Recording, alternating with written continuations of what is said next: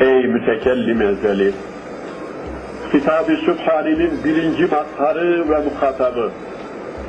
akıl ve şuur sahiplerinin imamı, cin ve insin mürşidi, ehli kemalin ve ehli hakikatin rehberi, muallimi, mehbici vahy-i ilahi, bülbül-ü Zülkur'an, Hazreti Fahri Alem aleyhissalatu vesselamın senin canı-ı la mekanından getirip bizlere tebliğ ettiği bil cümle emirlerini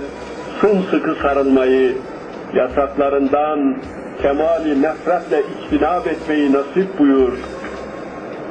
Ya Habibel Kulub ve ya Tabibel Kulub,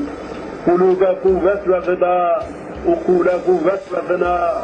ruha ma ve ziya, nüfusa deva ve şifa olan kelam-ı ezelinin ezzaka